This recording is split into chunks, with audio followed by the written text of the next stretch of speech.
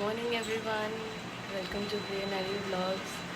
তো আজ হলো বৃহস্পতিবারের এক সকাল।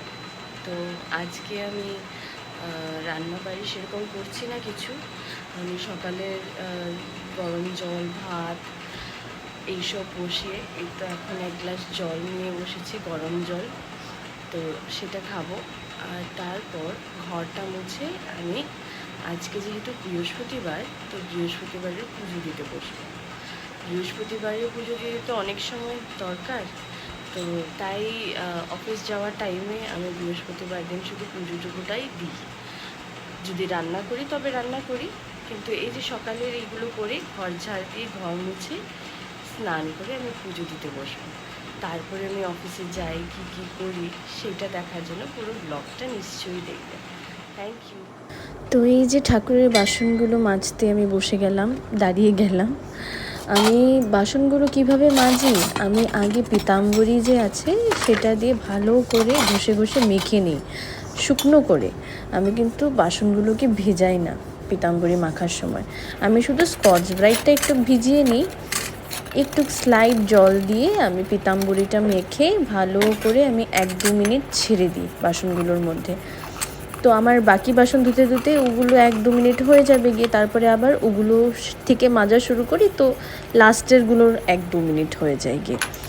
তো এইভাবে আমি আগে পিতাম্বরীটাকে ভালো করে মেখে তারপর কি করি, আমার কাছে আছে হলো বালি আরও সার্ফ মেশানো একটা মিশ্রণ। তো সেটা আবার স্কচ ব্রাইটে ভরিয়ে ভালো করে তারপরে নেক্সট টাইমটা করি। দেখো কি পরিষ্কার ঝকঝকে হয়ে যায় একদম বাসনগুলো। তোমাদের টেনশনই হবে না, পিতলের বাসনের কোনো টেনশন থাকবে না। তো সকালে চাটুকুটা খেয়ে আমি স্নান করে পুজো দিতে বসে গেলাম। নির্মল গগন মন্দ মন্দ বহিতেছে মলয় পবন, লক্ষ্মী দেবী বামে করি বসে নারায়ণ, বৈকুণ্ঠ ধামেতে বসে করে আলাপন, হেন কালে বীণা হাতে আসে মণিবর, হরি গুণ গানে মত হইয়া বিভোর, গান সম্বরিয়া বলে বন্দনা করিল, বসিতে আসনে তারে নারায়ণ দিল। তো এইভাবেই আমি পাঁচালী কথা বলতে বলতে আমার একদিকে গান চালিয়ে আমি মগ্ন হয়ে লক্ষ্মী পুজোটা সম্পন্ন করি। আজ যেহেতু বৃহস্পতিবার, আমার লক্ষ্মী পুজোর আয়োজন তোমাদেরকে দেখালাম, যদিও তখন অবধি পুরো আয়োজনটা হয়েছিল না। তো এইভাবেই পুজোটা সম্পন্ন করে এবার আমি অফিসের জন্য বের হয়ে যাবো গিয়ে।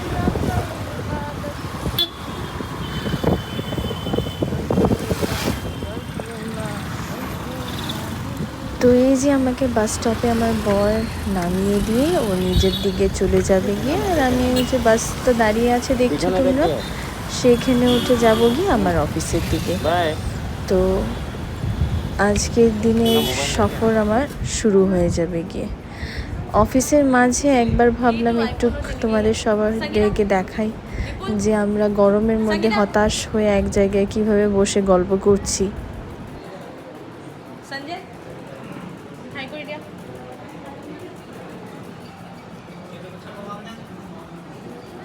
So office is about to get over. ঘরে যাব,